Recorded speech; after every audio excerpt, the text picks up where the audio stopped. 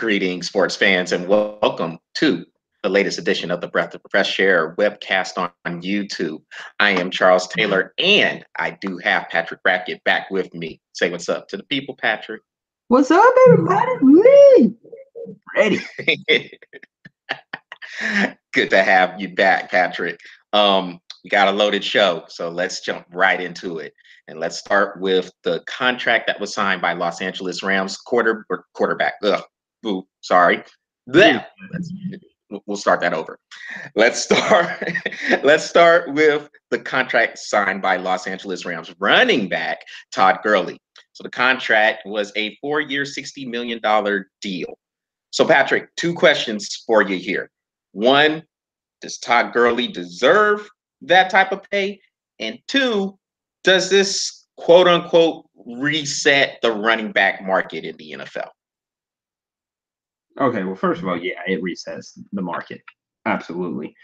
Now, knowing Todd Gurley come from Georgia, kind of excited about seeing him getting that contract. But first, Todd Gurley, throw a block. You throw a block, you're worth the money. But you got to throw a block, bro. Just saying. Give him a block. You got to do it. But I mean, do I think he's worth the money? Yeah, I mean, look at what he did last year. I mean, he had over 1,200 rushing yards last year and was doing it on minimal carries. Man should be touching the ball 25 to 30 times per game, and he's only averaging like 17 to 20. So, I mean, give the man props for doing what he did on 20 carries per game. I think he had 85, 90 catches too, or something like that. I think he's coming out of the backfield a lot for some receiving yards too.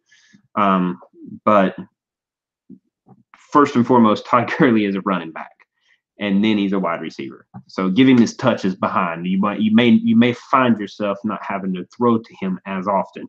Maybe use him as your fourth look. Last what's the word I'm looking for? Last option. Yeah. Last option. Yes. But yeah, use him as last option, fourth look, bailout plan kind of thing. Oh, my bad. I got you. Dump off. Check down. That's what I'm looking for. Use him as that. I mean, that's what he was good for, and Georgia. Look at what Georgia did with him. I mean, he can run. He can play. On your original questions, is he worth the $60 million? If he throws a block, yes. If he does not, no. But does it reset the pay in the running back? Absolutely. Now, about that pay, man. So I'm going to bring the quarterbacks into this too, because or just contracts as a whole. Reason why I didn't go there. No, and man, I appreciate it, man. See, we always feeding off each other. That's what's up. But here's the thing, man. So, when in the NBA and in MLB, these contracts are pretty fully guaranteed, in most cases, most of the time. In the NFL, it's a little bit different because you have so much of the money that is guaranteed money, and then you have your annual value, whatever it's going to be. But there's also the franchise tag. So I bring up the franchise tag because the franchise tag, in my eyes, is what sets that market value. So, for example, with the quarterbacks, I'll go to the quarterbacks. Kirk Cousins, when he signed his 2 consecutive franchise tags with the Washington Redskins, the first one was $20 million. The second one was $24 million. The one that was $24 million set up the contracts that were signed later on by Oakland Raiders quarterback Derek Carr. That was $25 million per year on average. Then I think Matthew Stafford's contract with the Detroit Lions is around 26 per year. And then you have Matt Ryan's contract. Oh, say that again? 26 and a half. 26 and a half. And then you have Matt Ryan's contract. That's around 30 million per year, I think, there, Patrick. 30 million? 30 million. All right, that's another discussion. I digress. But yeah, we won't get on that because no, he's not worth it. And so that much money. And so I get on the running backs, and with Todd Gurley's contract, it's a 15 million per year average. The franchise tag that was signed by Pittsburgh Steelers running back Le'Veon Bell, well, he signed two himself. One was 12.1, the second one was 14. So with this $14 million franchise tag, these other running backs who are coming due for a deal, like a Todd Gurley, even though Todd Gurley had 2 years left on his original rookie deal. So basically, this is an extension of that. So, and the 4-year, $60 million part will kick in after the 2 years left on the rookie deal. And then David Johnson for the Arizona Cardinals could be coming due. And then I guess when Ezekiel Elliott plays his third, fourth year, assuming he can stay out of trouble, he'll be coming due for a contract as well. But I know, right? But to me, Patrick, that is in the NFL, just in the NFL, that's where it's unique because no other sport has a franchise tag. And that franchise tag kind of sets that up. So as far as the reset of the market value,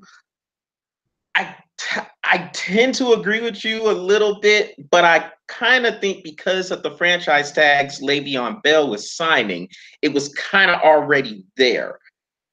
I think NFL teams will still try to play hardball with the running back position because it's a position where most of these teams are running 2-3 running back systems. And the teams that do kind of have that bell cow, or if you want to call them that, or the workhorse, like a Todd Gurley would be, they're apt to get more money depending on the age as well. Todd Gurley's 23.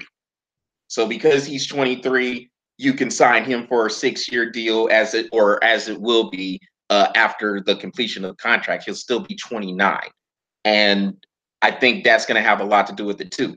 And Le'Veon Bell was trying to get around 15 million per year as well, but he thinks he should be paid like a second wide receiver. Todd Gurley's contract kind of gives him a little bit of an argument now, don't you think? Oh, absolutely. I mean, in Le'Veon Bell, don't get me wrong, great running back. I mean, nobody, but he is right about where it probably should have been. The reason why I think it resets the running back is mostly because the franchise tag mostly is on the quarterback. And the quarterback is getting paid. I mean, Matt Ryan's getting paid $30 million a year. 30. But he's our franchise tag. So when I say it resets it, I think it resets it towards ownership of certain organizations. They start looking at somebody besides a quarterback to be in that franchise tag. You know, I mean, a few years ago, Denver signed Von Miller to their franchise tag, and you know he's a defensive lineman.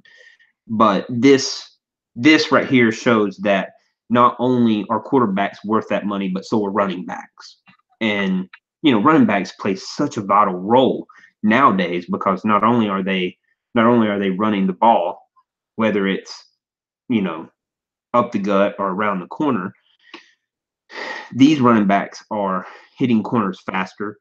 Not only are they hitting corners faster, now they're blocking if you get a good running back. Not only are they blocking, you can see some of them will play that the little flicker where they actually throw the ball down the field. So you're seeing running backs doing multiple roles. Not only are they just running the ball now, they're catching out of the backfield. They're blocking. They're upfield blocking. They're passing for touchdowns. They're catching for touchdowns. They're running for touchdowns. They're blocking for touchdowns. Running backs are doing so much more nowadays in football than they have ever done before. And, you know, my personal opinion, that started with, you know, the past few years being in the drafts. You know, Todd Gurley, Le'Veon Bell, Mark Ingram. These guys are doing multiple roles. And I'm not just saying they're just running and catching. I mean, they're doing other things too. Running, catching, audibling out to wide receiving spots. So that's what I mean when I say that it's resetting the running backs, is because now it's not showing that franchise tag on quarterbacks solely anymore. I got you. Yeah, and I think because of the NFL and football in general, it's more pass happy. So the running backs are asked to do a little bit more in terms of the passing game with, like you said, the blocking. And you remember the offense for Denver. You brought up Denver with Peyton Manning in there. Man, if you were a running back in there and you couldn't block, you weren't playing. No. So, I definitely agree with you on that. Oh, to answer my own question of, do I think Todd Gurley is deserving of that money? I think he's close. I think Le'Veon Bell is the best running back in the league overall. And I think Todd Gurley, I would put them maybe in there. I'd say probably second right now, maybe third. I guess if David Johnson could have stayed healthy for the Arizona Cardinals, maybe I would have him a little bit over Todd Gurley. But I think Todd Gurley is solid. I mean, a good running back. I mean, solid very good running back. Huh? Solid top 5. Yeah, for sure. Well, man, let's see. Any other thoughts on the Todd Gurley contract? No, I mean, I'm right there on the verge of him being worth that. Like I said, go block. Give me one block. Give me one block. You're worth your $60 million. But give me that block. Well, all right, man. Well, we'll move on, and we will go up the coast of California to San Francisco and talk about my team's quarterback, the 49ers, Jimmy Garoppolo. Patrick, so this is going to be a fun topic because yes, it is. He was answering questions about his date with the porn star. Now, the porn star, for those who don't know, her name is Kiara Mia. She's pretty. I'm sorry, I don't care. But the point is if he wants to go on a date with her, who cares? Who cares? That he is a single guy, like 25, 26 years old, living a life in the Bay Area, franchise quarterback. Let him do his thing. I had seen something in the news. You remember Britt McHenry? Does that name ring a bell to you? I'm sure it does. Mm-hmm. Yeah, so don't know why yet. Tell me why. Oh no, I got you.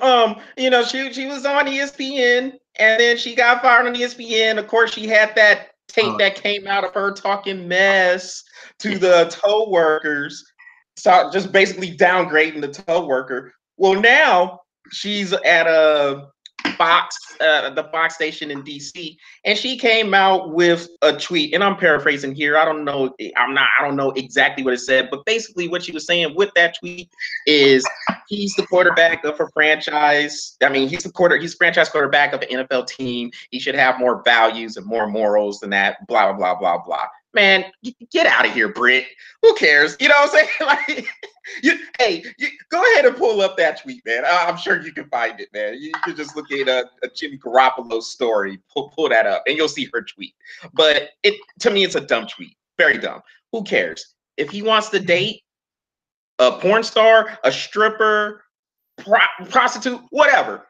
If he wants to date whoever he wants to date, who cares? As long as it doesn't affect his play on the field and he's going out there performing, I'm cool with it. And what he does in his personal life, it's fine, man. He's not getting in trouble, man. He's just enjoying life. What are your thoughts? I mean, who cares? I mean, who cares? I mean, this is like T.O. Oh, I don't want to show up to the Hall of Fame. Who cares? And the NFL, well, we won't. Don't forget about the NFL. We won't recognize him.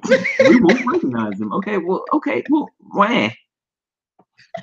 Who cares? Why do people make such dumb? I don't know. It's like this. If he is doing what he needs to do on the field, then what's the problem? Nobody gets mad at Gronkowski when he does what he does. And he's doing a lot worse. I mean, come on. He throwing whole cruises. He's throwing whole cruises. I mean, cocaine rocks, baby. Come on. Nobody's getting mad at Gronkowski. Let him date a porn star. Who cares? That's my thought. Who cares? For real. And I'm sorry, Just like I show up said, on the she's cute. I'm sorry. Just show up on the field. Just show up on the field. That's all I care about. Oh, you date her? Cool. Show up on the field. Oh, who you dating? Cool. 4 touchdowns. Show up on the field. I don't care. This is dumb news. This is who reported this? I don't know exactly where the report came from. But Patrick, you got to think. You're out there in California. TMC's everywhere. Paparazzi everywhere. So I'm sure somebody got a hold of some cell phone footage. They sent it off, and then it got to the mainstream networks, and then it became a story. Oh my gosh, he's dating a porn star. So what? Like I said, look, if that man want to go ahead and run around with a porn star or a stripper or whoever, who cares? He's not getting in trouble. He's not doing anything crazy. He's not committing any crimes. So if he's committing a crime, okay, go ahead, talk to me at that point. But if he's just going out here having a good time on the town with whoever it is and the woman happens to be a porn star, who cares? Do your thing, Jimmy G, just as long as you show up on the field. Oh. And don't get caught in the porn. Yeah. We don't want to see any sex tapes. Though your stock value probably will go up, but rated PG-13, bro. You got a lot of people looking up to you, and San Francisco actually needs a winning season. So show up on the field. Show up on the field, not on the porn star. Okay. You're telling me. Show up on the field, not on the film. Sad. All right, Patrick. So since I think both of us are seeing eye to eye on that one, let's jump into some baseball topics, and let's start with the shift discussion. So for left-handed power hitters in particular, you were seeing ridiculous shifts. And I say ridiculous in the most respectful way possible, where you have guys second baseman playing shallow right field. Playing first. Yeah, and nobody except for the left fielder is on the left part of the field. Maybe. There's been discussions, I guess, to put in some changes to the shift, and part of it, I guess, is to have every infielder who is part of the shift have at least 1 foot on the dirt. Now, Patrick, to me, that's dumb. It's stupid to have this discussion altogether, because all the time we're always talking about people making adjustments on the fly. People watch film. People study you. They look at your tendencies. They look at your strengths. You look at your weaknesses. It is up to you as the player and the coach to try to stay a step ahead of those people and beat those adjustments to where they're continuing to have to adjust to you. Not, man, I can't beat the shift. Terrible. I think these rule proposals, if you want to call them proposals, are dumb. Look, hit it to left field. The whole left field is open. Use it. I seen a situation, we were talking about this earlier, Patrick, where Joey Gallo, the hitter for the Texas Rangers, they were playing the Cleveland Indians the other day. It was bases loaded with 2 outs, bottom of the 10th. And Terry Francona, the Indians manager, played a shift. He played a shift with the game on the line. And Joey Gallo struck out. Didn't attempt a butt, didn't attempt to try to go opposite field, nothing. I just think that's just crazy. Somebody said on the radio down here, well, they are adjusting. They're just hitting it over them. They were doing that already. That's not an adjustment. That's not an adjustment at all. They were already trying to hit the ball out of the park. That's not an adjustment. So I don't know, Patrick. To me, dumb, stupid. Players, take responsibility. Make sure you do what you have to do to make the adjustments. I guarantee you, if you actually use the opposite field, you won't be seeing too many more shifts. Just my thought. My turn? Yes. All right. MLB, absolutely ridiculous. Come on. 9 players on the field. It doesn't matter where they're at.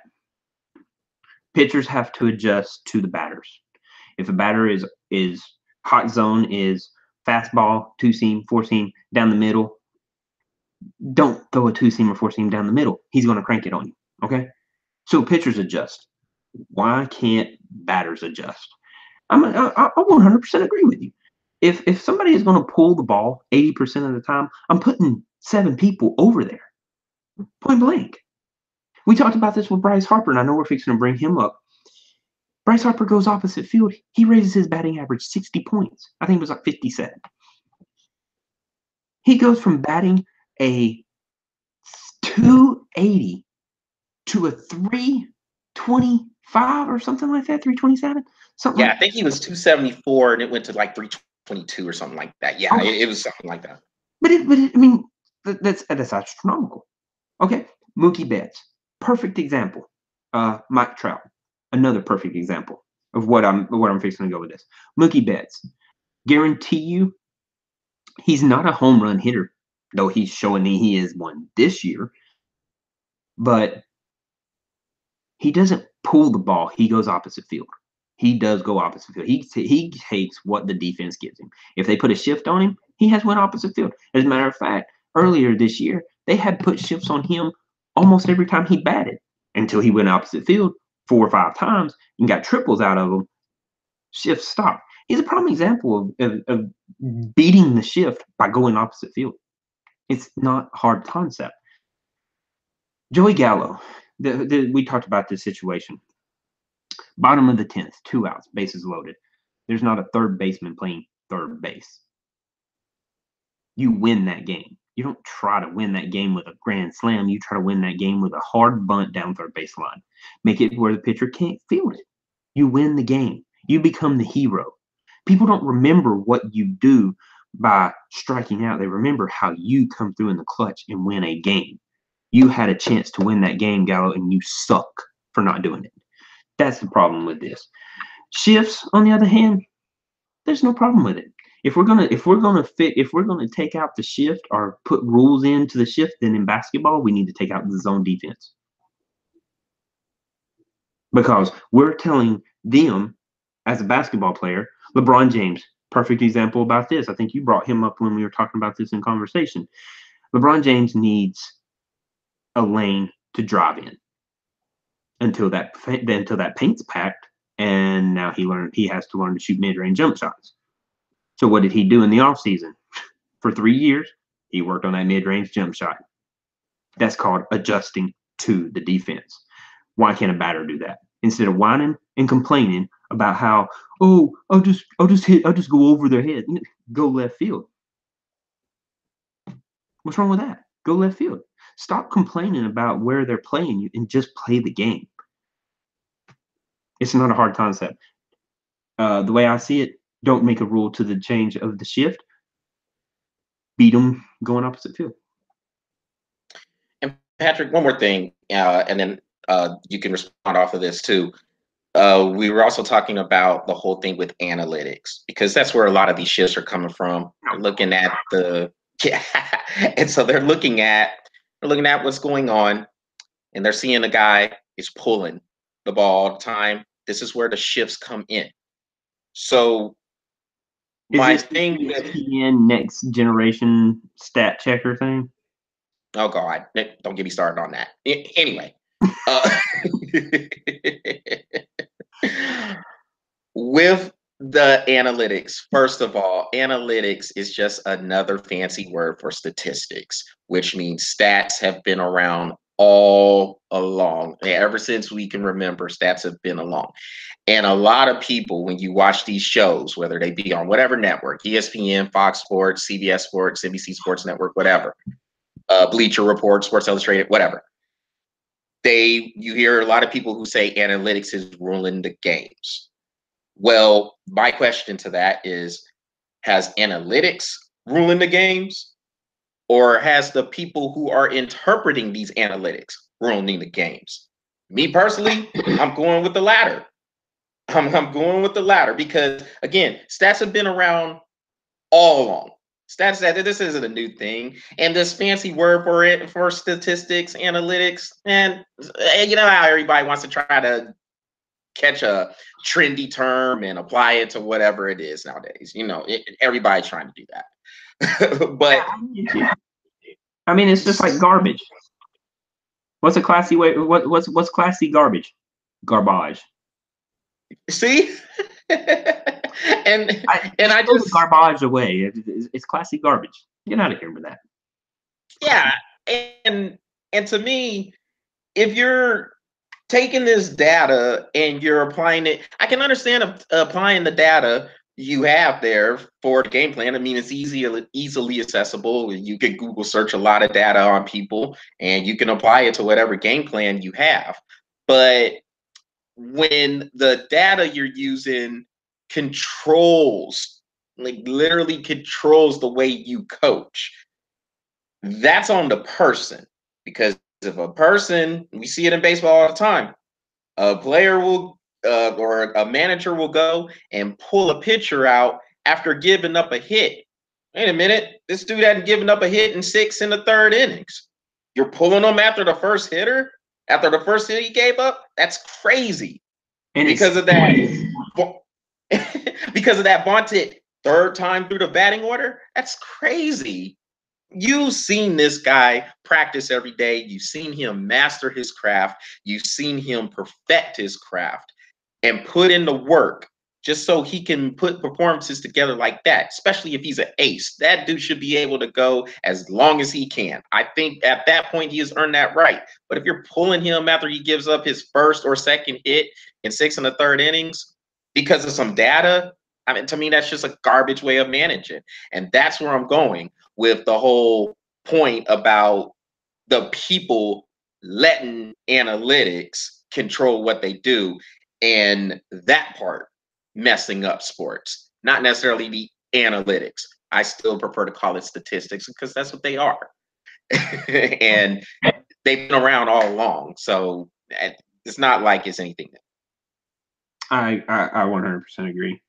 Especially with the analytics statistics thing. I mean, like you said, bringing in a pitcher, especially if he's your ace. My ace, given a good night, my ace should go 7 innings minimal. He's earned that right. I mean, unless he's getting rocked first 2 innings. I mean, you let him work out of that. That's the reason why you pay them what you pay him. You let them work out of it. You show them trust, because when you trust them, then the next night they're comfortable. They're not coming out 5 games later going, dang, if I don't do right, he's going to pull me and I'm going to be out in 1/3 inning. You show trust, especially in your aces. And I mean, a few years back, look at what the Giants did with Baumgartner. They showed trust, but they showed trust in him all season long. I don't think he ever. I mean, I think he got rocked a couple of times, but when he was on, he was going 7 minimal, and then he goes out into the playoffs and World Series and literally pitches 4 games in the World Series and wins all 4 of them. You trust your aces. Don't let these analytics or statistics or whatever the hell you want to call them nowadays, don't let these judge how you as a manager manage your team. You go out and you do what you do because that's what you get paid to do. Let your aces play. Let your pitchers play. And if you need to pull them out, pull them out. It's a 3-2 game, bottom of the 8th. Your ace is doing really good, but you got bases loaded and the 9th batter's coming up. Chances are you probably want to take him out and give yourself an opportunity to score some runs and then leave it in on your bullpen. That's the 8th inning. Don't put yourself in that situation where it's the 2nd inning pulling him out because we need some runs. You don't need runs yet. You need runs when the game is on the line. Give your pitcher time to work it out. I agree with you, man. I think the players and the people has really started messing up the statistics, real statistics of the game. Patrick, before we move on to Bryce Harper, man, you have to bring up the analogy of the ESPN Next Gen stats. What was it? Just an example. Zach Greinke, when he eats a burger and goes and takes a dump with a fan rotating counterclockwise, it's going to be a good night. Yeah. Stupid stuff. Thanks, ESPN, for Next Gen stats. Because we really needed to know that the fan was going counterclockwise and Zach Greinke drops a 2-pound deuce. He's going to have a curveball that's on more than any other night on a Tuesday. Nonetheless, on a Tuesday. Going up on a Tuesday, right? So dumping on a Tuesday with counterclockwise fans. Zach, I can see him on the shitter going, it's gonna be a good day. Wait, that's going clockwise. Crap, I'm gonna get rocked tonight. Thanks, ESPN, for getting inside my head. Thanks, stats. Well, Patrick, you brought up Bryce Harper earlier, and there's some trade rumors going around with him. Now, there's no specifics with the trade rumors. I think the main thing is people, I guess, are wondering whether or not the Washington Nationals should become sellers at the trade deadline. Now, the trade deadline is Tuesday, right? Is it July 31st? It's Tuesday? 31st, Tuesday. All right. So the Nationals, as they sit right now, let's see. The Phillies won tonight. The Braves lost. And the Nationals, did they beat the Marlins? Give me 1 second. I'll check for you. I know that it was close last time I saw the score.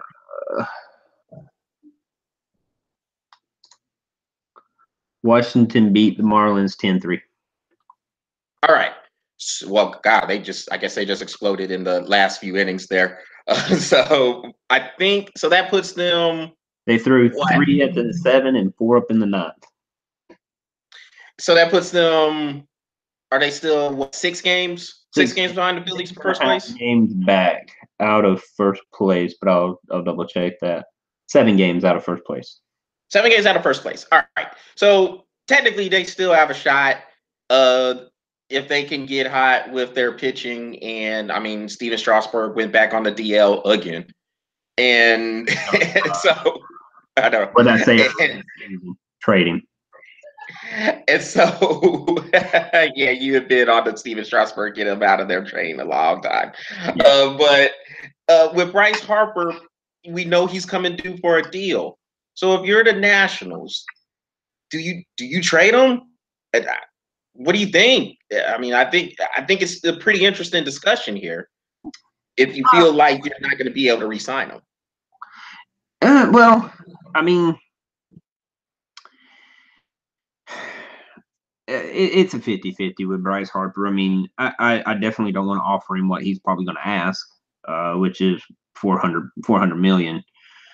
I definitely don't want to give him that, but I don't want to wait so long where I can get something for him. So I mean, I guess it's kind of one of those things, man, where you're just gonna have to sit Bryce Harper down and say, look, we're not giving you $400 million, but it'd probably be $400 million of a 10-year contract or whatever. I'm not giving it to you. So if you want to be here, then we'll negotiate something. But if you don't, then we'll get you out of here. But as it stands right now, Bryce Harper is not he's not the make or break of what's going to happen with the Nationals. I mean, the Nationals are one and done with Bryce Harper. What does that mean for Bryce Harper in any situation that the Nationals are going to go through? Are they going to make it? Are they going to make a wild card? Right now, they're not. But if, let's say, they do, who are they going to play? I mean, right now they'll probably play either the Braves or the Cubs or the Brewers. They'll play Milwaukee, and if Milwaukee's playing the way they're playing right now, they will probably get beat because it would be Milwaukee home. But let's say Braves and Phillies go on a hot streak, you could play Philly, or you could play the Braves.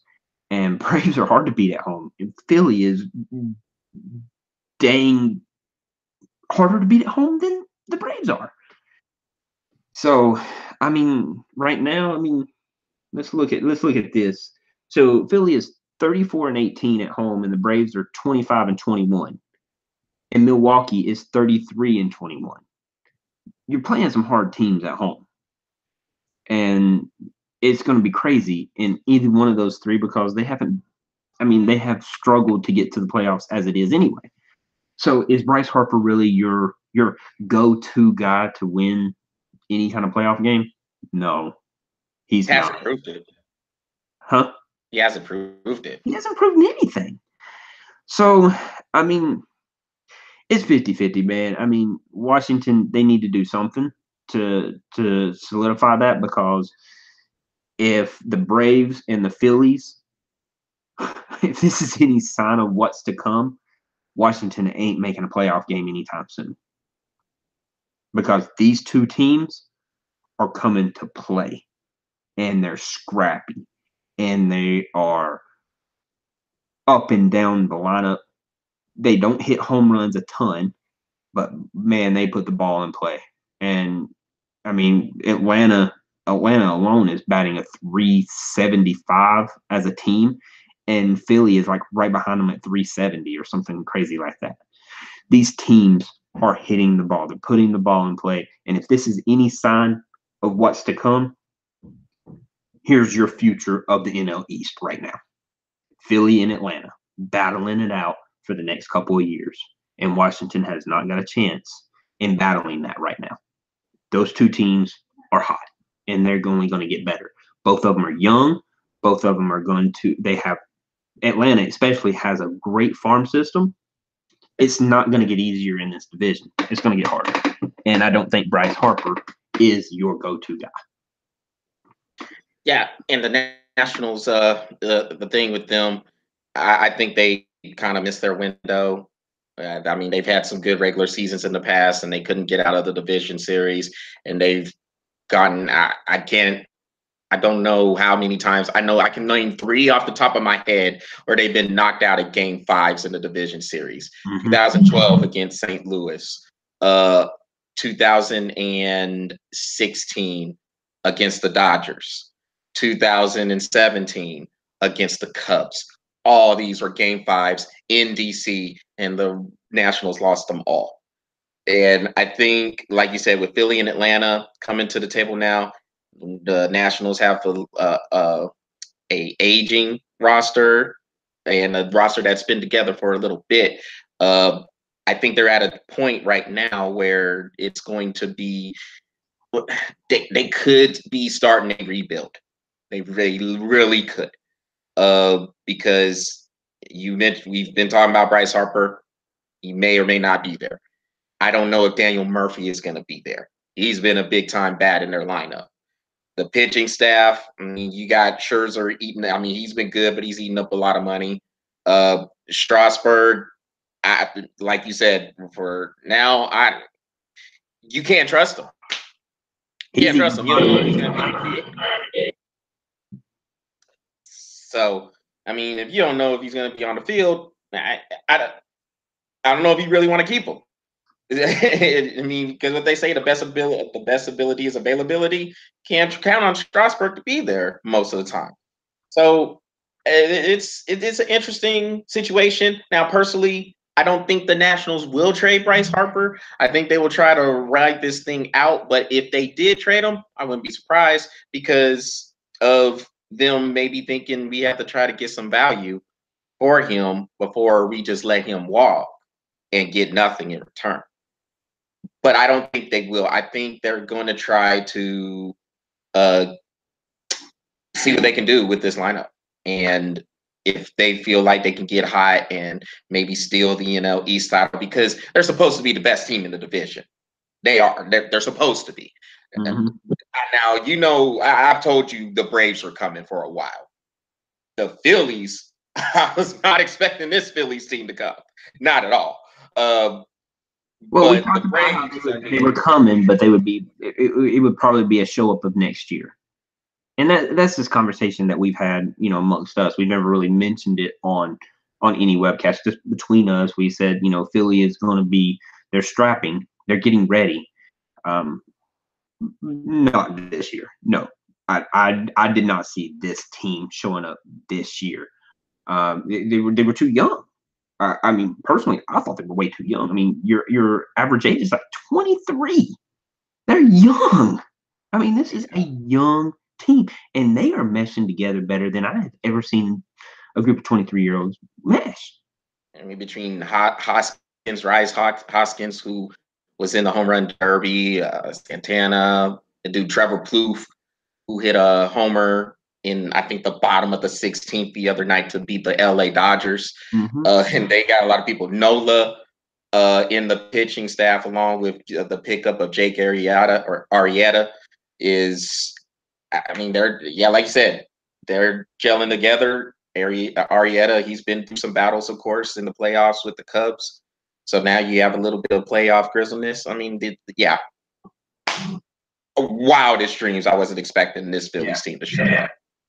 And then my next thing, and then we can move on from the Nationals, is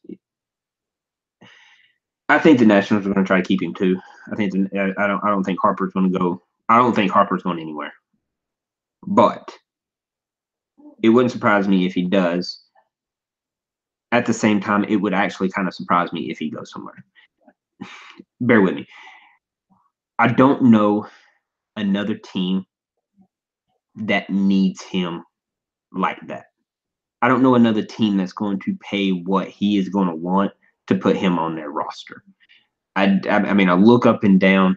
Nobody's in playoff contention to need him.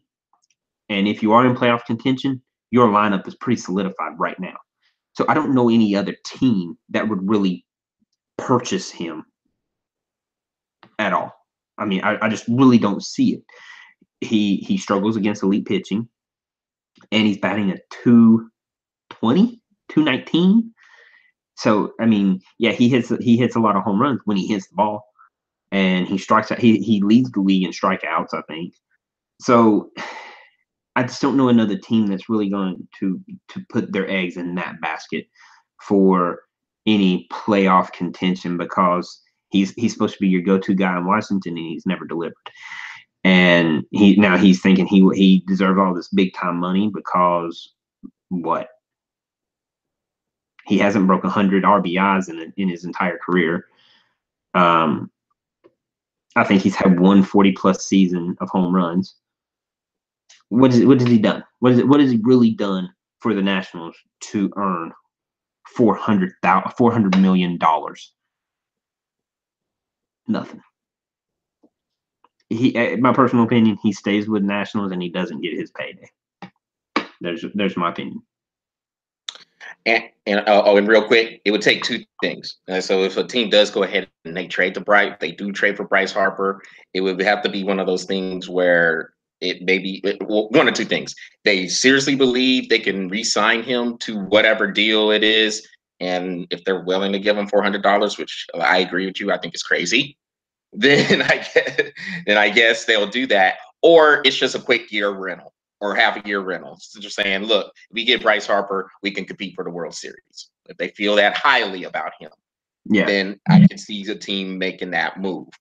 But who? But yeah, and that's the thing, Patrick. I agree with you. I don't know a team out there who would be willing to take that chance, because if he was to go to the American League, we're looking at the Boston Red Sox, New York Yankees, Cleveland Indians, Houston Astros, and then you got a race between and you're looking at a wild card race between the Seattle Mariners and Oakland Athletics.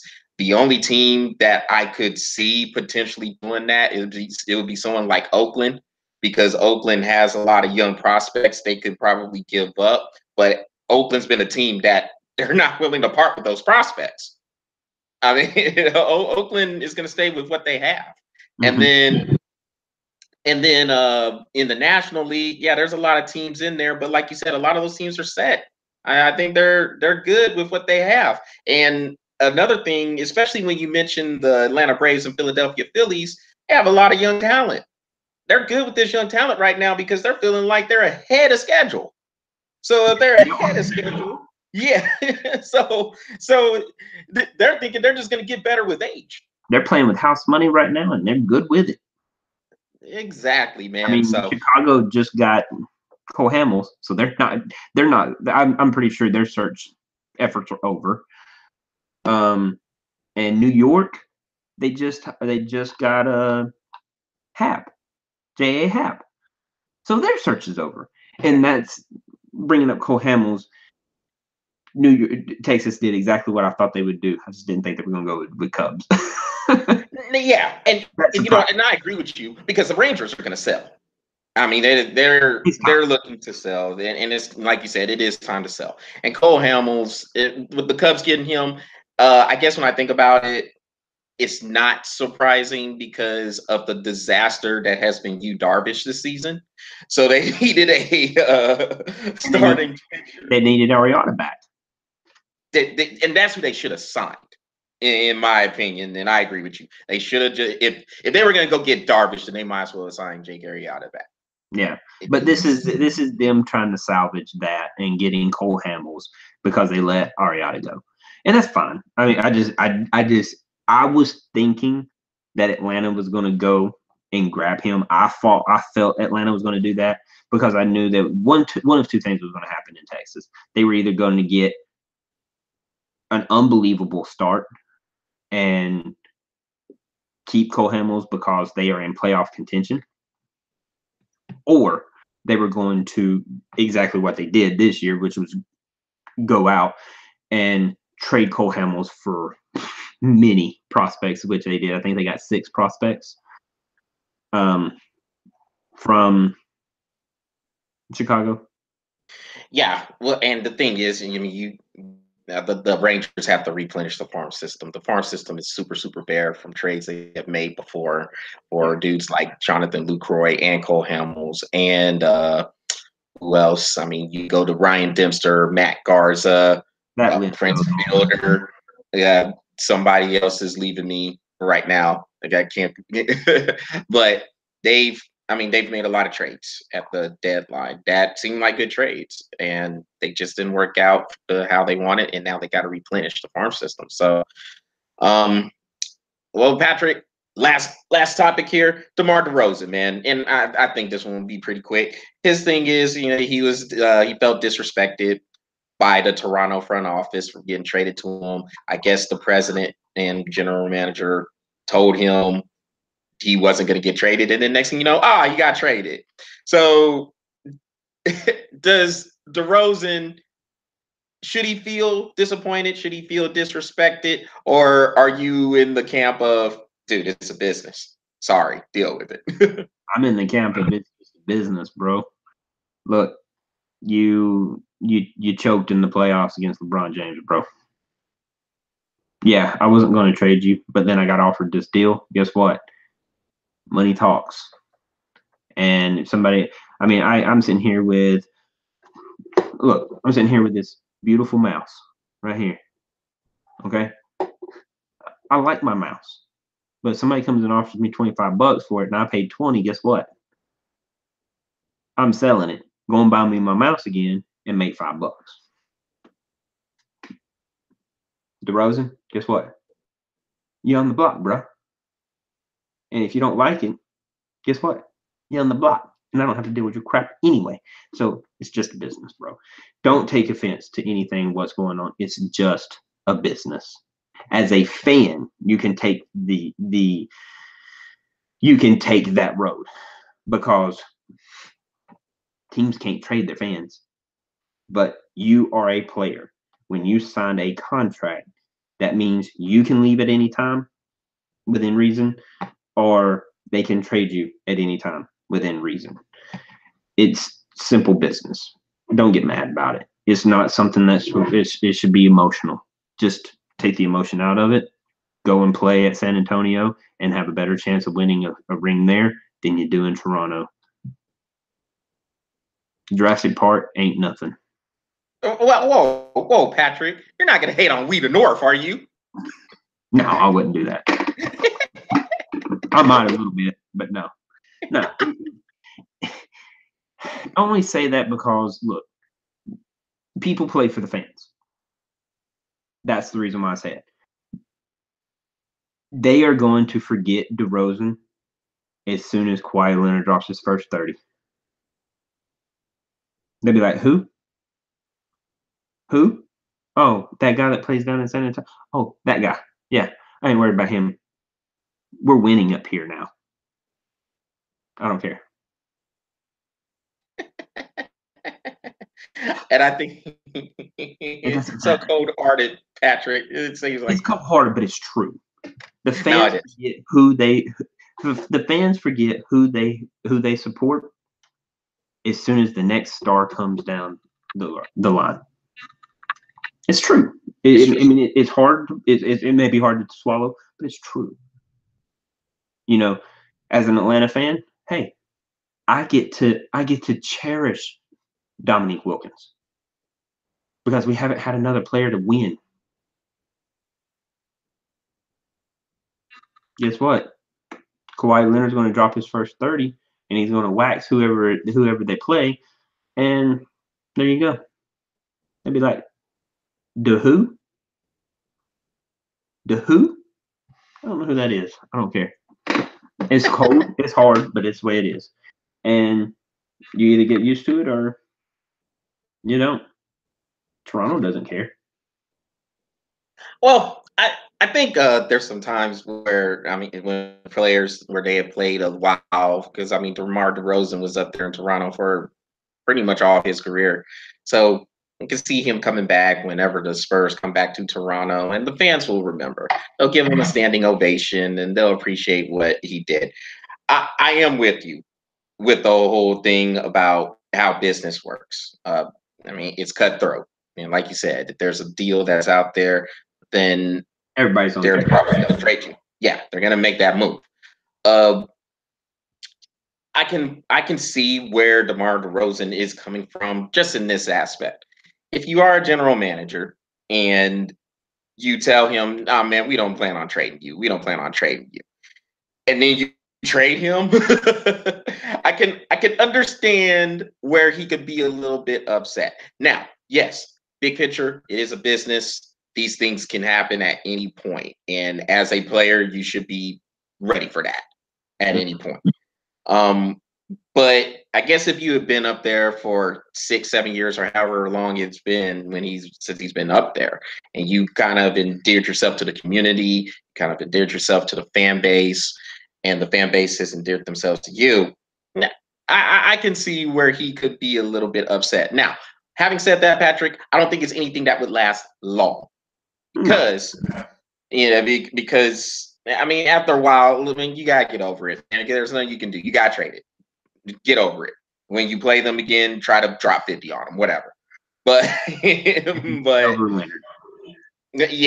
But other than that, I pretty much agree with you, man. It is a business, and business can be garbage sometimes. It could suck, and then when feelings get involved, and that's when people start feeling disrespected and feeling hurt and all that. But business is not nice, man. It's not.